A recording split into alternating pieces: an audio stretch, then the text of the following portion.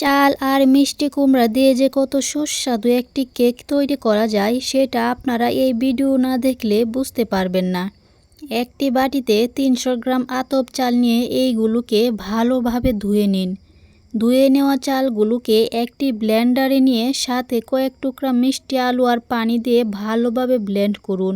সবগুলো ভালোভাবে ব্লেন্ড করা হয়ে গেলে এইগুলোকে একটি বাটিতে ঢালুন। তারপর এইগুলোর মধ্যে 100 গ্রাম ময়দা আর 15 গ্রাম ইস্ট পাউডার দিয়ে ভালোভাবে মিশ্রণ করে কিছুক্ষণের জন্য রেস্টে রেখে দিন।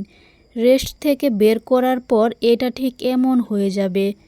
এরপর এটাকে চপস্টিক বা চামচের সাহায্যে ভালোভাবে মিশ্রণ করে নিন। এবার এই রকম ছোটো সাইজের কাপে মিশ্রণগুলো অল্প অল্প দিয়ে উপরে ছিটিয়ে দিন কিছু সাদা তিল। তারপর এইগুলোকে 30 থেকে 35 মিনিট ভাপে রান্না করুন। আর দেখুন কত সুন্দর এবং গোলাপি কালার কেক তৈরি হয়েছে। এটি খেতে অন্য যে কোনো কেকের থেকে অনেক বেশি সুস্বাদু।